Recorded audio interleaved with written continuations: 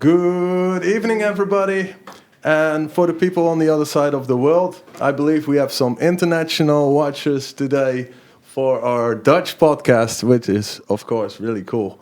And that's for a reason, because today we have a world citizen in our midst. Her name is Kirtika van Hunen, if I say it correctly. Yes. Author from the book, The Duch-Ess from the Himalayas. Also cross-cultural coach in your own company between two cultures. Welcome, Kirtika. Thank you.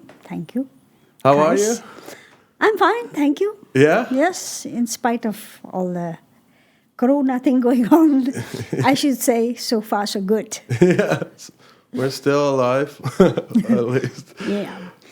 But I'm just going to, how you say, translated from Dutch, kick the door and... Met de deur in huis vallen. Met de deur in huis vallen. If I read about you correctly, you describe yourself as a world citizen, and that has a specific meaning for you, right? Yeah, if a person asks me, where do you come from? I always say I'm a world citizen, because that is how I feel. I was born in Nepal.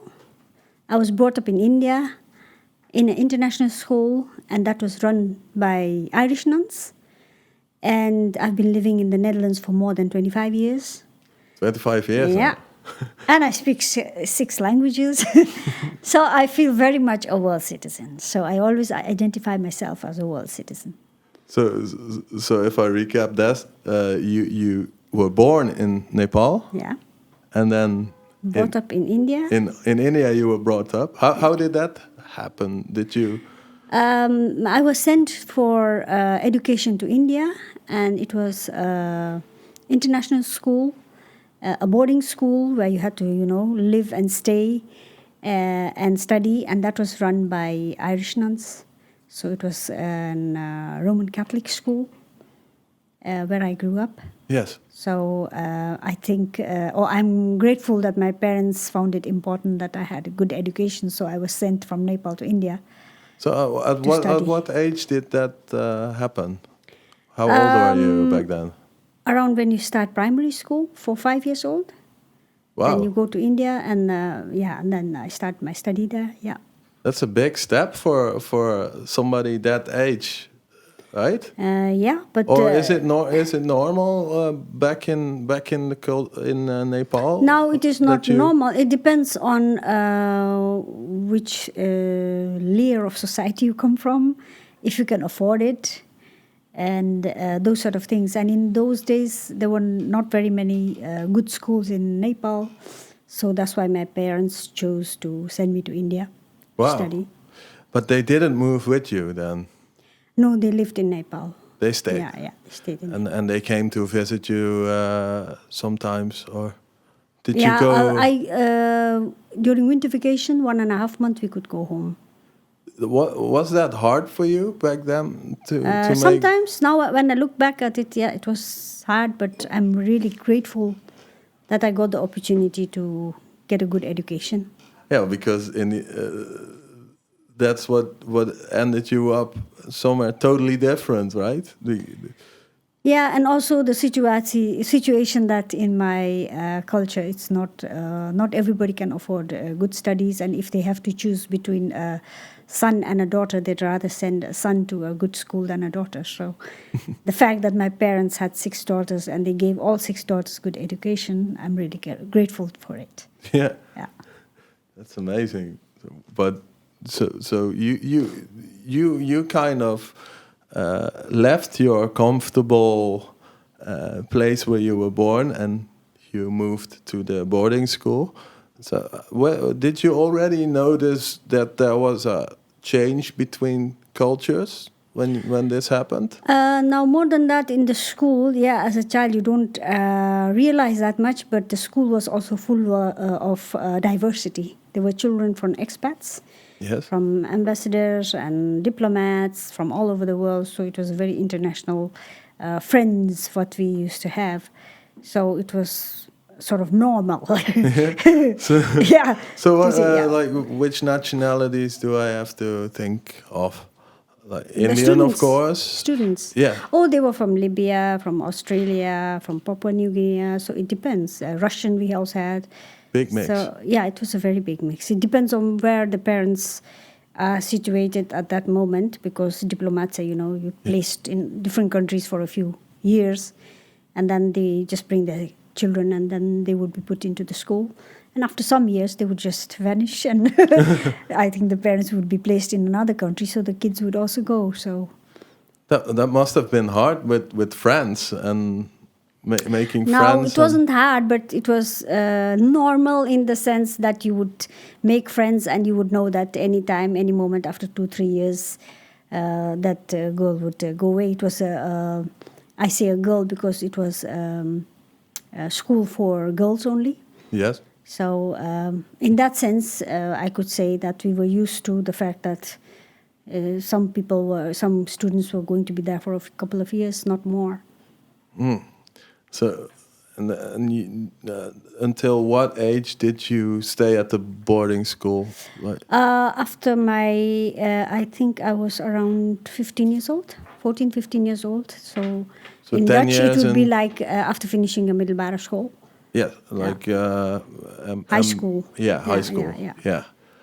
So, but do you think this might have changed the way you looked at relationships at a young age, because you were sort of already moving around when you were really young? Do you think this had an impact on you? Yes, you could say that, in the sense that nothing was forever was something that was imprinted in my mind, because it was normal to move around and to go around and look for adventure. And of course, you do have your comfort zone, but it was very flexible. The comfort zone, what you had, it was easier for me, I think, to step out of it because of the background what I had as a child, I think.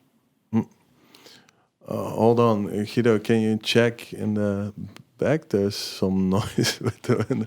Sorry, this is a live broadcast, so sometimes things happen. So, sorry about that. Yeah. But at that point, lots of different cultures. Did your interest in these other cultures, did it start at that point already? Or do you think that was just, the boarding school and you were young and that's that? Yeah, in that age, I wasn't very aware of it. It was just, it became my normal, let's say, living between cultures and working and living with diversity was just a part of life. Yeah.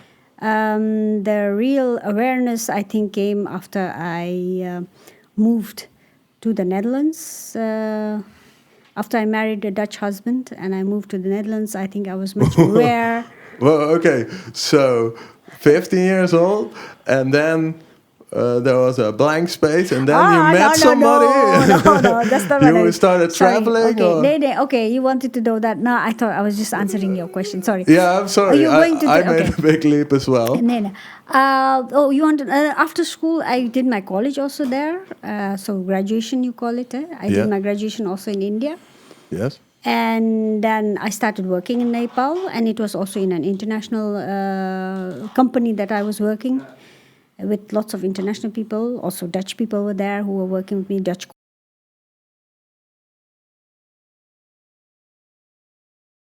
We're back on. Okay. Sorry about that, people. We had some minor difficulties with the broadcast. We're always trying to make put up new techniques, and sometimes it goes well, and sometimes there's a small hiccup. So sorry about that. Back to the subject. We're going to do a little rewind. So after the boarding school, what happened after the boarding school? After boarding school, I did my graduation also from India. Mm-hmm. I stayed in a hostel again to finish my study, and after that, In my study, I did a major in zoology, dierkunde, zoology. Oh. And yeah, and then I came back to Nepal and I started working there in an international company. Yeah. And in 92, I got a scholarship to come and study in the Netherlands. I did my postgraduate for forestry. Yeah. And then I went back with that knowledge to Nepal. And I had met my husband, and he came to Nepal. And then after some years, we got married. And then I moved to the Netherlands. I hear a lot of interest in world topics like zoology, like nature, forest. Did I hear it correct? Yeah.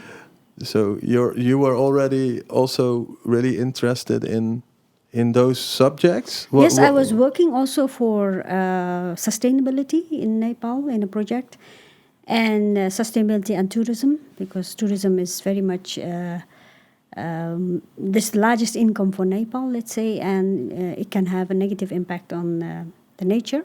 Yeah. It's very fragile in some places. So to make sure that it is sustainable, I was involved in giving sustainable education. So, yes. Yeah, and that was the interest. But after I married, I did my master's in environment management from the University of Hertfordshire in England. Yes. And I was busy with sustainability, and I worked for 17 years for the Netherlands government with sustainability, duurzaamheid, and natuurontwikkeling. That's nature development. So why did you why the interest in those topics? Because you told me about the tourism back in Nepal, and it's a counter on the environmental sustainability there. Were those the specific conditions for you that made it interesting for you to do those? Yes, I was interested studies? in nature and sustainability and how to preserve the earth, let's say, and all this thing about global warming. So in that sense, yes, I was very much I'm still interested in that nature and that sort of topic. But so then you met your husband, but that wasn't in Holland. He was Dutch, of course, but you met him abroad. Yes, I met him in Holland when I studied. I came here to study for a year. Yeah. And afterwards, I went back to Nepal to do my work. Yeah. And then he came to Nepal, and then we fell in love, got married, and then I migrated to the Netherlands. And then what happened? Yes, and that is the big step indeed. When I came to the Netherlands, I had to begin from scratch, because in Nepal I was at the prime of my career, and I had my own network, and I was working. I was stable. I had my own comfort zone, and suddenly I had to uproot and bring my roots all the way to the Netherlands and start putting out roots here. Yes. So. I had my share of difficulties, because I had to really start from zero. Null in Dutch. Yeah, so... Rock bottom. Yeah, rock bottom. Because I didn't know the language. I didn't know anything about how it works in the Netherlands. And I'm talking about almost 20 years ago, 25 years ago. So all this technology wasn't there. No. Skype wasn't there. Yeah, so I had very little contact with my parents, my home country. Could you call with a phone line? It was very expensive. Yeah, I could call, but it was very expensive. So it was not always easy. No. Those things, that's the emotional side. But I knew I was very ambitious, so I knew if I wanted the same level job I had back home, I wanted to have the same level of job in the Netherlands. Yes. So I knew if I wanted that, I had to really learn the language. Yes. So I spent my time, the first few years, only learning Dutch. So I was in a Dutch school, how many years? Language school. It was a language school, language course for 2 years. It was a language school where I was 4 days a week. Yeah. The whole day I was learning only Dutch. And of course, we had the lunch in between, and then again in the afternoon you would have classes again. So it was a real language institute I went to. And it was a course for 2 years, and I did it in 1.5 years because I was really determined. After that, I gave my stats exams, and I passed it. So then I was like, okay, now I have my tool. Now I'll see what for job I can look for. Were the immigration, how you say, the demands from immigration, did they also ask you to learn Dutch right away? No, or? in those days there was no rules that you had to learn Dutch or you had to integrate or that sort of things. It was, I'm talking about 25 years ago. Yes, so, yes. So that wasn't necessary. It was just my I was just diligent and determined to do it. You had plans. Yeah, but I did have problems with. I lived in the in Den Haag, The Hague, and there I did have problems trying to get a job, because if I went to the UWA there, they would ask me if I was dependent on the government, if I was getting subsidy. Yes. You know, the uitkering, what you call in Dutch. And I wasn't getting it, so they would like, why are you interested to work then? If you, we only help people who are dependent on the government. So it was very difficult to understand because I was really motivated to work, but I wasn't being helped to work. So that was quite it sounds really frustrating. Yeah, also, and very puzzling, because I didn't know where to find and what to look for. And I've written it in my book. It's in English. Yes. Yes, I've written also about the struggles I had about finding a job, and yeah. So the book is really, because I haven't read it yet, must admit, but I will. So the book is based on those years. Actually, I wrote the book to inspire people who are living between cultures, and it is my own story about how I came from the Himalayas in Nepal with a very different culture into the culture in the Dutch culture. And I've written about my own experience, about the differences and the similarities and the things a person can face or come up against in another culture. So that's what I've written there. Now I'm a bit curious. Good. I hope you read it.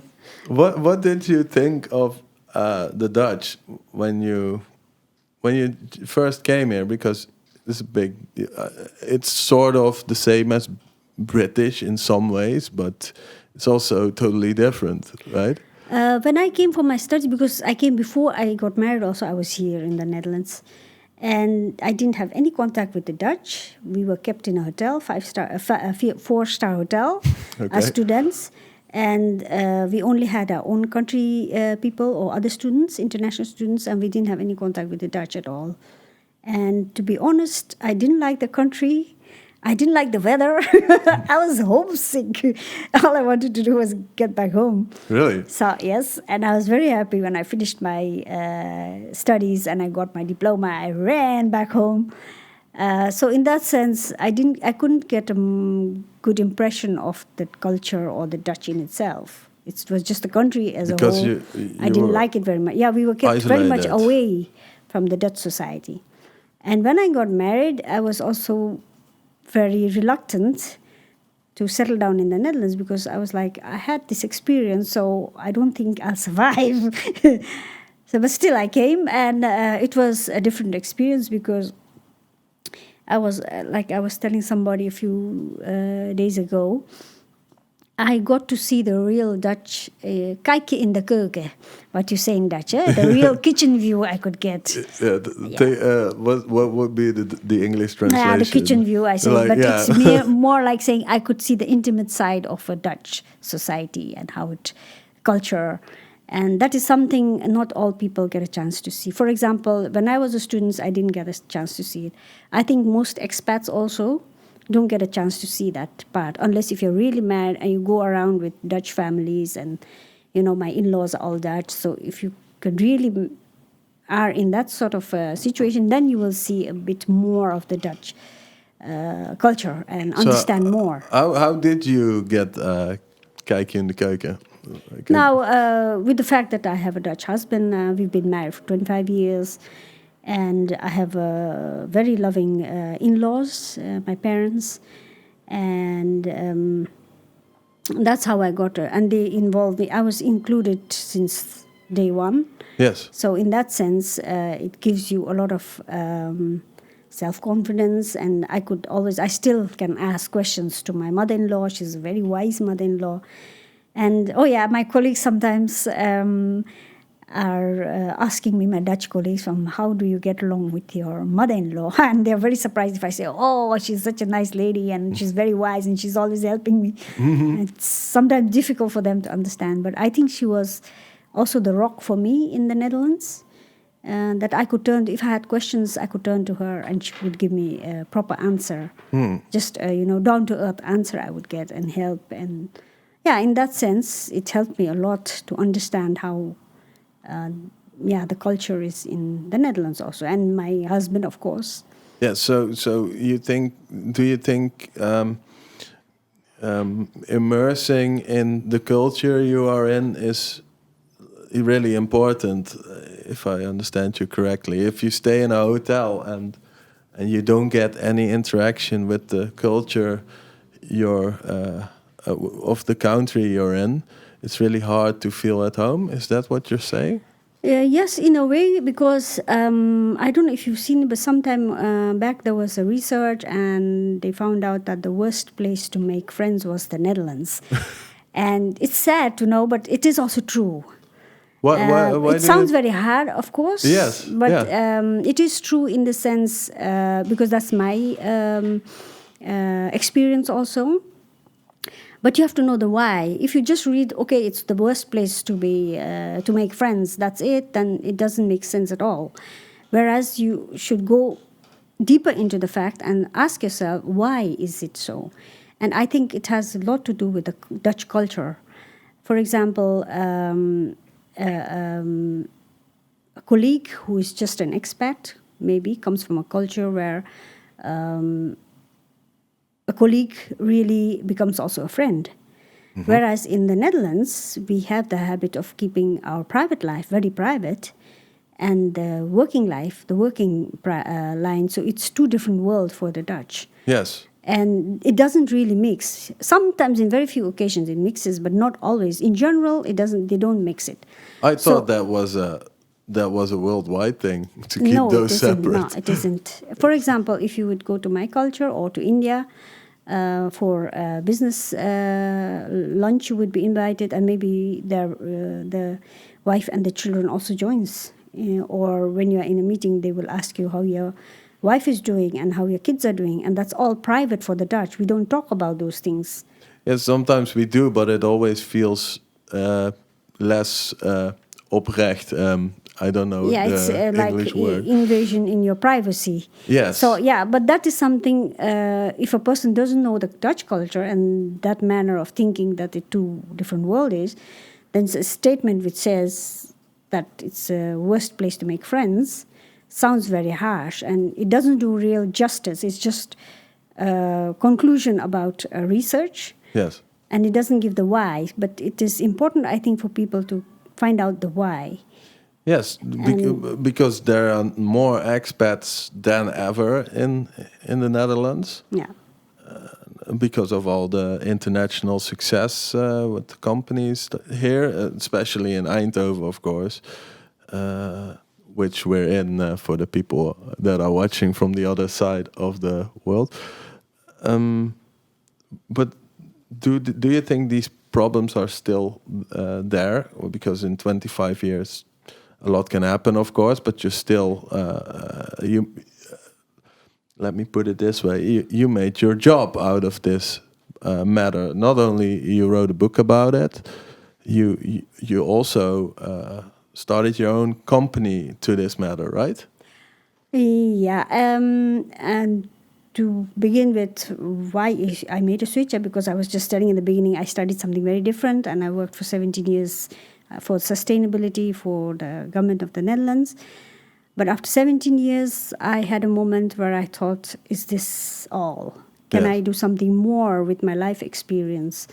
And the knowledge I had, I was using for helping the Dutch government, of course, and indirectly the people. But then I wanted to use something to help the people themselves, closer to people. So then I realized my background about growing up in cultures, different cultures, working with different cultures, it has been there all my life. Yes. So I have been an expat myself all my life. So I thought maybe I can use that to help people. And also the fact that my own story about my struggles and everything in the Netherlands, I could use that to help people who are new to the Netherlands or who are working in different countries. It doesn't have to be only the Netherlands, it can be other countries. It can be intercultural marriage as well, like mine. So how can I help those people? So that's when I thought, yes, I think I can do something about this. And I had a lot of experience, and I missed a bit of the knowledge, I thought, the real study about it, the diploma. So then I went to the Interchange Institute in Washington, D.C., and I did a course there, and now I'm a certified trainer for crossing cultures with competence. Yes. So then I got the kennis, the knowledge, so that could make a balance. So now I use with the knowledge I have and the experience I have, combine those two to help people, coach people, and train people. Actually, I'm a certified trainer for intercultural trainer for training companies, managers on how to get along or to get the best out of their international employees, and for people who are living and working between cultures, to coach them and to help them. Because in my experience, or let's say I took 25 years to do it, and I had to find a way to do it. And if new people get a coach or get my help, for example, then they get a shortcut, let's say. They don't have to wait for 25 years before they realize, oh my God, this is the way I should have done it. Yes. So in that sense, I also help people who are really between cultures. So they are my clients, are people who are either working or living between cultures. Yes. So if somebody says he's born and brought up in a country, for example, a Dutch, and wants to be helped for career coaching, then I would say go to a Dutch coach who can help you. Because for me, it's my clients can use my experience the best if they are also living between cultures. And they come with a different cultural background and are in another cultural background, either working or trying to make a living or living in another country.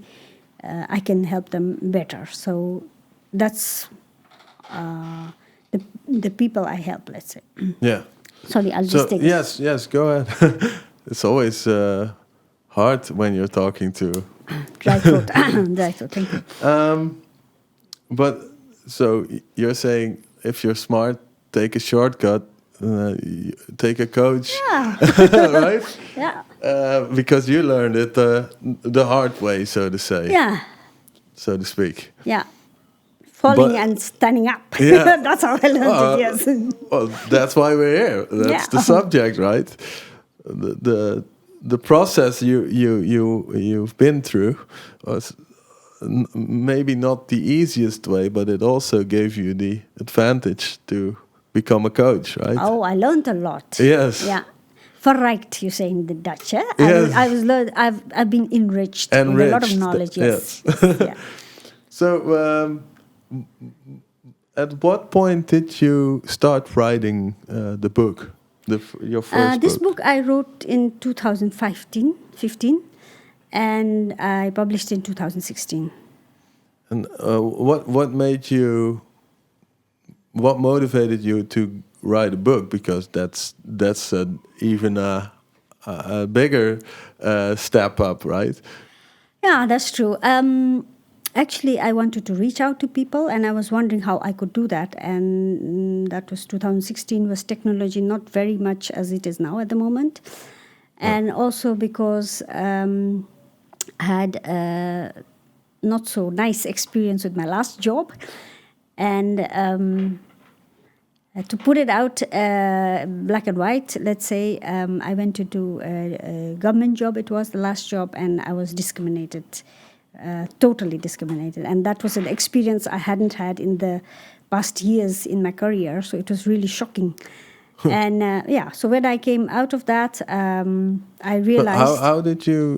If I may ask, how did you get discriminated? In what way? Now, actually, at that moment, I didn't realize I was getting discriminated. There were all sorts of things that was not working, and I was. By the time I finished, I worked there for 1.5 years, and by the time I finished 1.5 years, I was really to the level of getting a burnout. Yes. That was something I hadn't experienced in the last 20 years then. Yeah. So really pressurized. Yes, and I landed up in the psychologist bench. Yeah. And that's where I realized that it was all, you can put it under discrimination.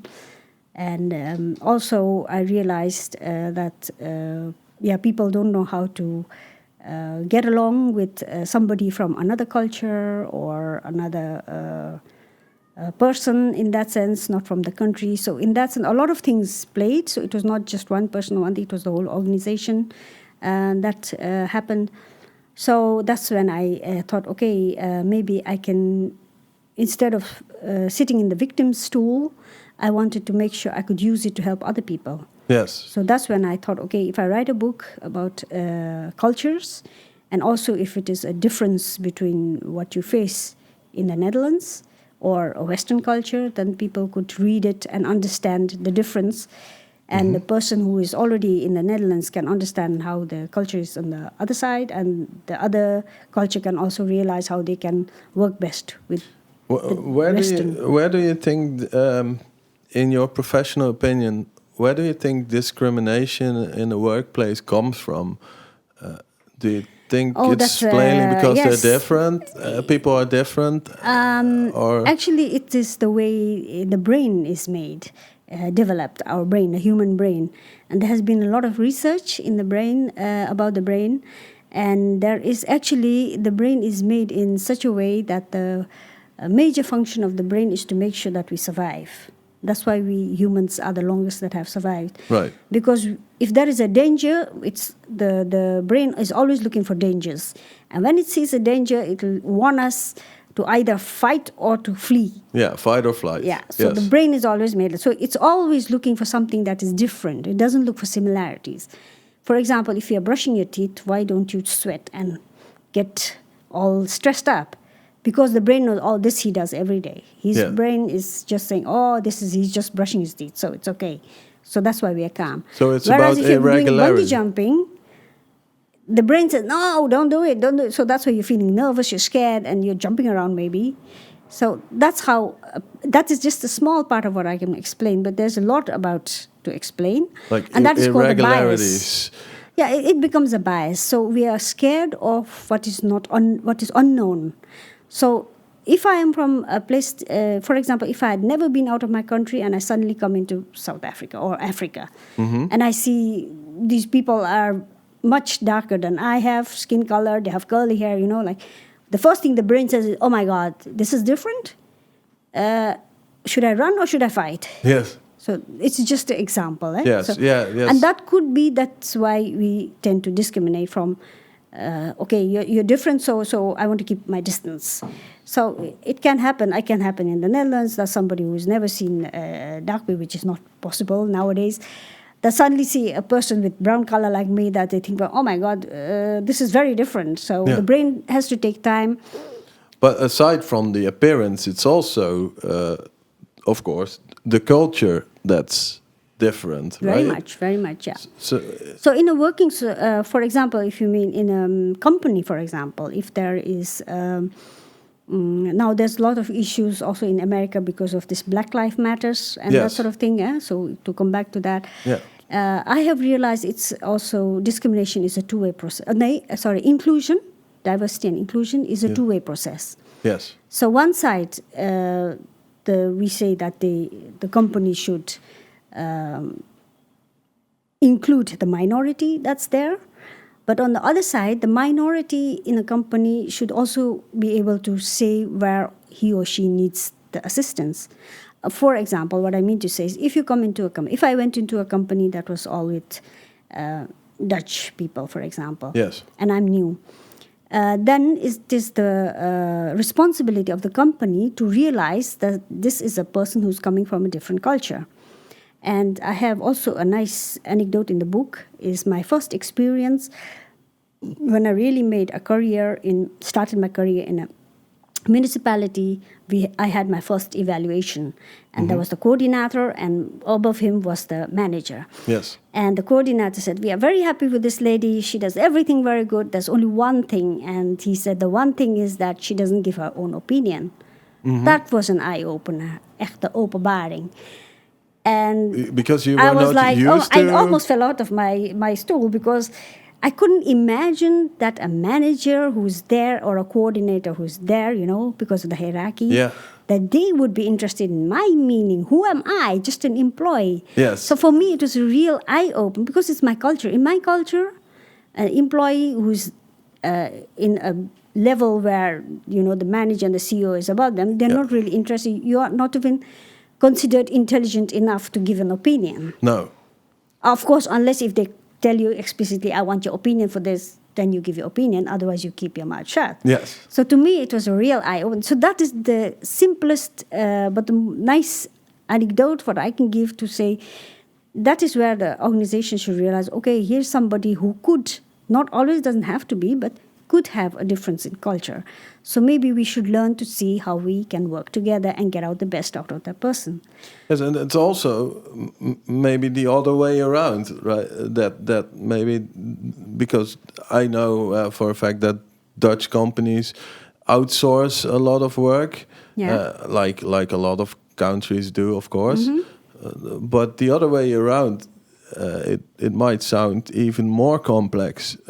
Somebody that's higher in hierarchy from Holland goes to, for instance, to India to programmers to brief them for a job. That might sound really... Yes, that is also to... that's why I always advise, or companies advise them to first have a training, intercultural training, the training what I give. Yes. I give it also to companies and to people who are indeed going for the first time to a certain country.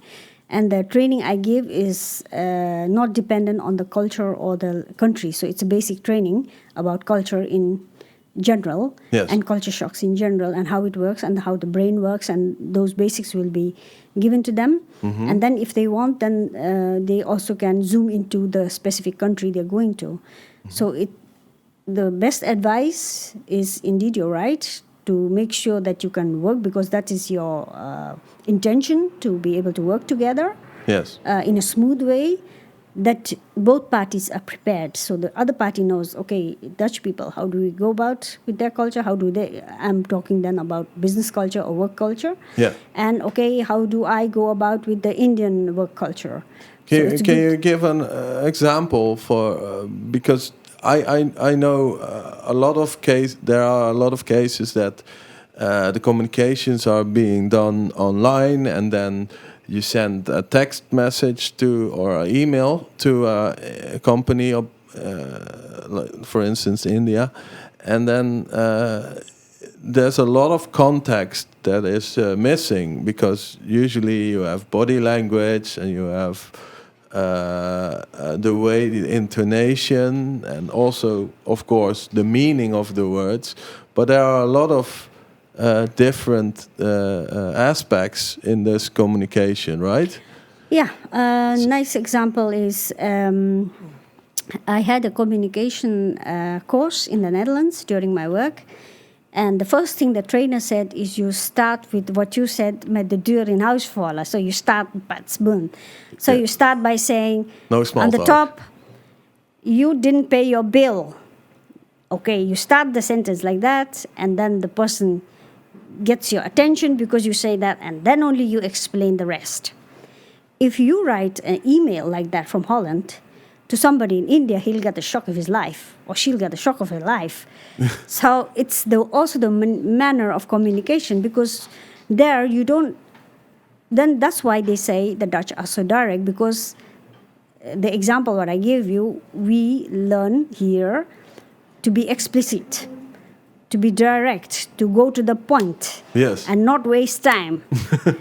But in other cultures, like my culture or Indian culture, for example, we don't...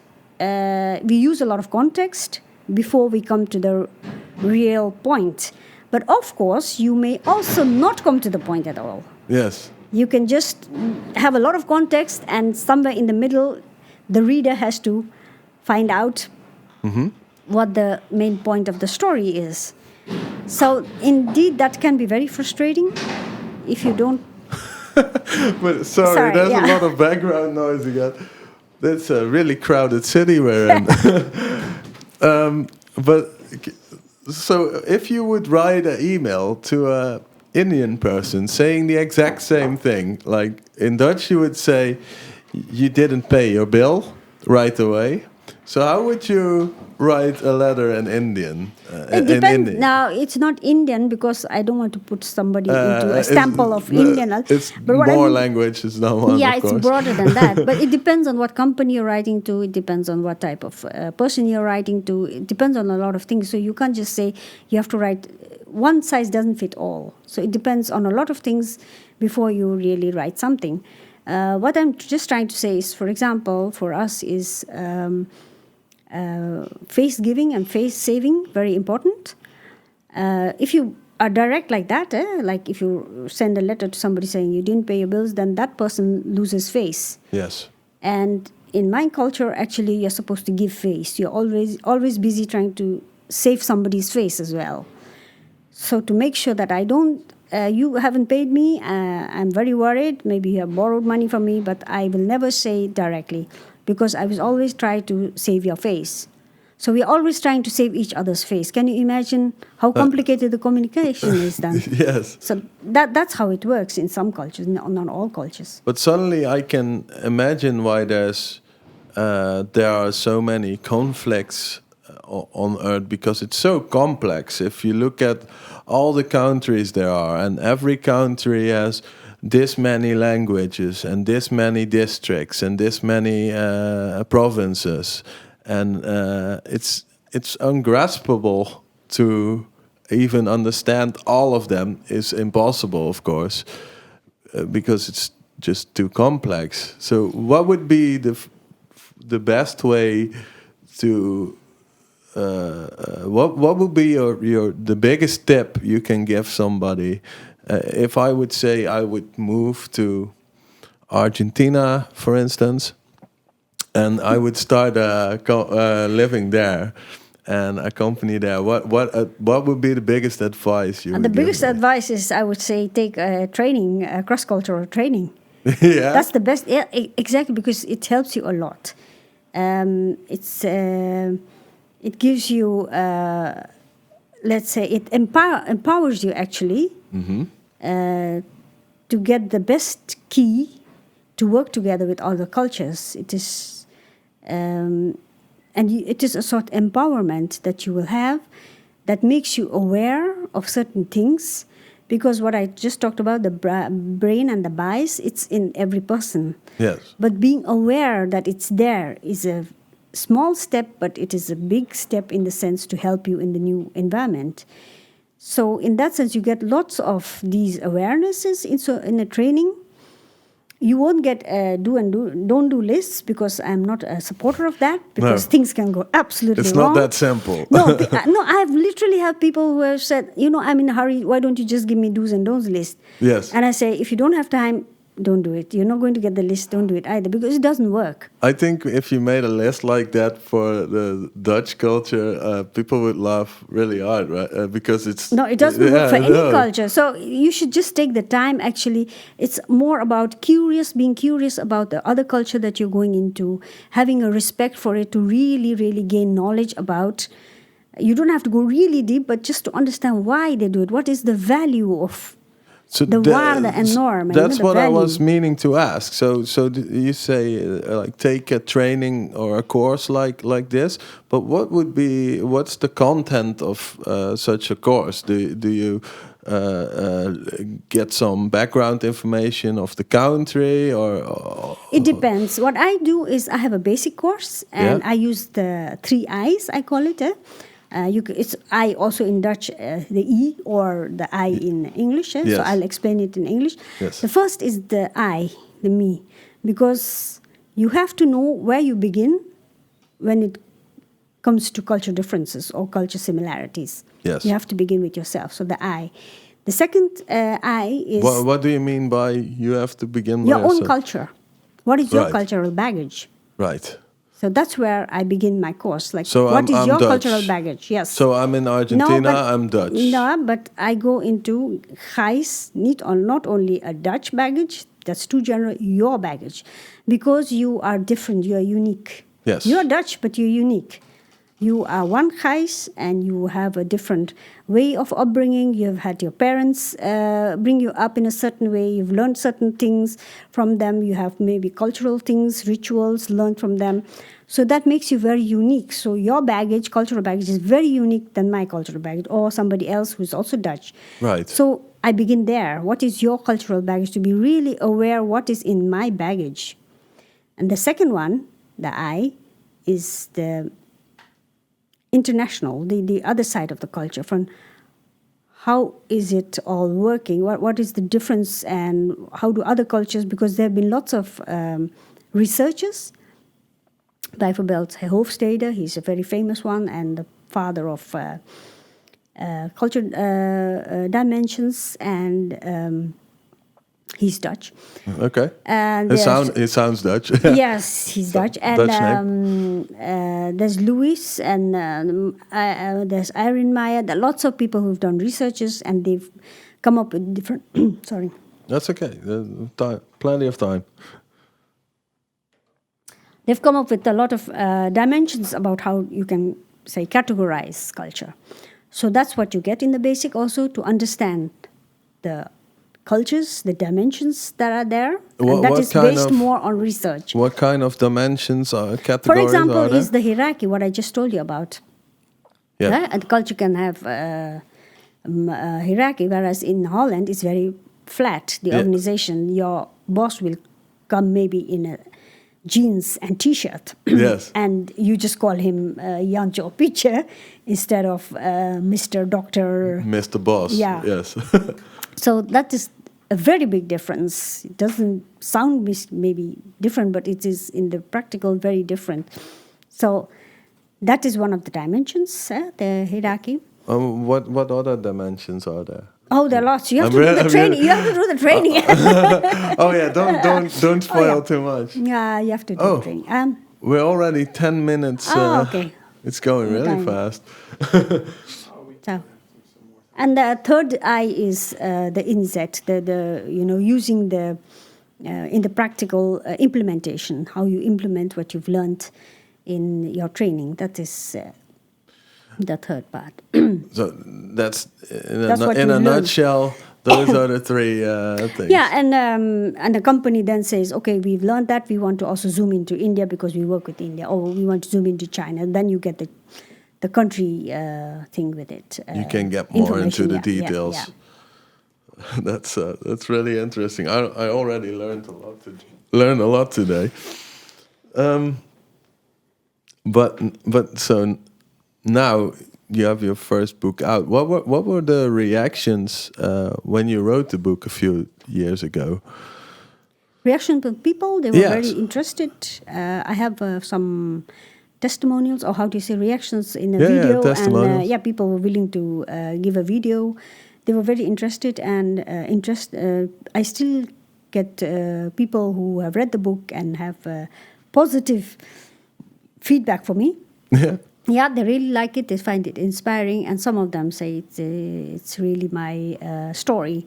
Yeah, and as I believe your the first book kind of opened the door for you to write another book, right?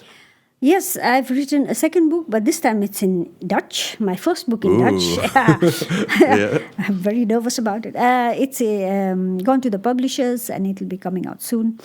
And it is written for managers and teachers from international schools about how you can manage expectations, and about cultural differences, and also about, I call it the key to working together with other cultures. So it's I've done a research for 25 years in this sort of way, interviews, Yes. talked with people from all different ages and cultures. And I have put their story as anecdote, and then I have explained why it happened and how they could manage the rest. That sounds really interesting. So it's really spearheaded towards commercial company working field. Yeah, and also for people non-commercial, for example, teachers from university or working with internationals. It's educational. Or social organizations. They work with people from other cultures except your own culture. So that sort of organizations who work with... switching from English to Dutch. Yeah. What's the word? Vluchteling. Refugees. Refugees, yes. Yes. Refugees. It's also a really actual topic, of course. Yeah. But now you're Dutch for 25 years. You've been living here for more than 25 years, right? Yeah. Do you ever get the urge to dive into new culture? Not researching it, but I mean like living there physically, or I don't think so. But why not? I am interested in diving into it, in the sense I read a lot about it. If there's something to know about it, I'm always the first to register to know more about. But really, uprooting again and going into after 25 years. I don't think that I will be doing it. Maybe it's in the future, I don't know, but for the moment, I'm happy where I am. Of course, I'm for adventure, but still to a certain extent. Because my children are still in school, so that's also, it would be a very unpractical thing to do. Well, in comparison, because you have seen some cultures and you're still researching a lot of cultures for your work, but what are you already unraveled a bit of it when we talked about your book, but what are your thoughts about Dutch people in general now you know them? I cannot say it in one sentence, but we were talking about busy. Like when I say I am busy, it's actually a Dutch way of saying you don't have time. Yeah, that is one example. It's also in my book. Yeah, everything is in my book. Of course, I've talked about, for example, it was an example of how the Dutch always say they're busy, druk, ik heb het druk. So I realized in the long run that it's not always literally druk, but it has something to do with the social status of that person. So it could be that a person says he or she is druk because otherwise she or he is not important enough in society. It could be. I think it's... Because in my opinion, if you are really busy and if you find something important, you make time for it. So it's in your hands. That makes sense. The choice is yours, yeah, so... Well, we are getting to the last minutes. I believe you have a message for the people that are watching, because we talked a lot about the struggles you have as a person, being uprooted, moving to a different country, and then rooting there and starting all over. It's hard. You've been through it, and you're helping people do it a lot faster now by following a course in it. But you also have advice you wanted to share with everybody, right? Yeah. Actually, your team is Faalbazen, that is failure and culture. And in some cultures, failing can be very, can have dire consequences. Sorry, I need to... Yeah, go ahead.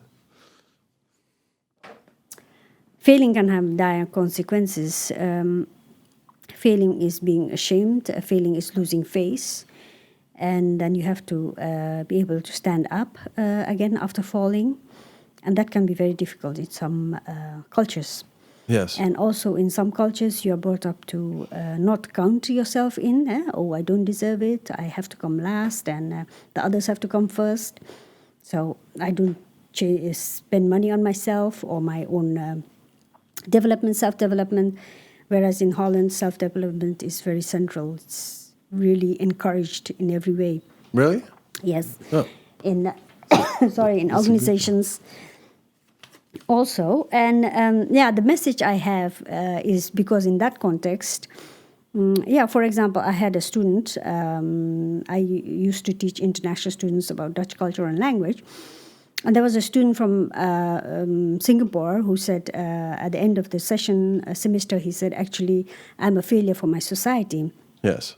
And in a way, I felt glad that he trusted me enough to talk to me in that way. To say it? Yes, and it took a lot of courage, I think. And when I asked him why, he said, because I took a subject which doesn't give face to my parents or my society.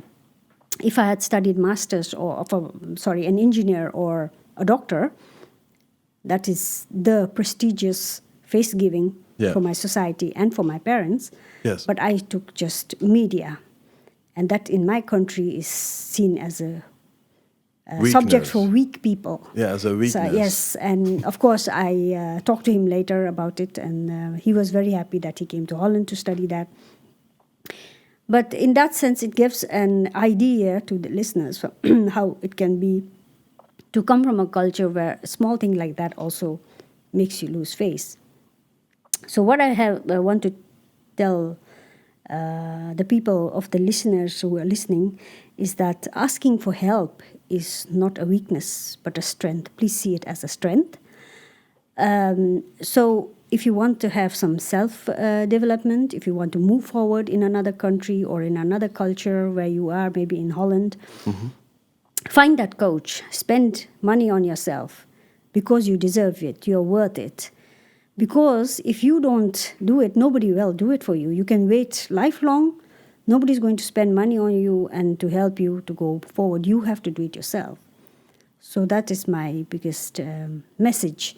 From wherever you are, wherever you're listening from, please know you're worth it. Just take that coach or that guide or that training, whatever, to get yourself moving forward in another culture. I totally agree on that. Thank you. We have a small gift for you from the Faalbazen crew. Oh, thank you this very is much. for you.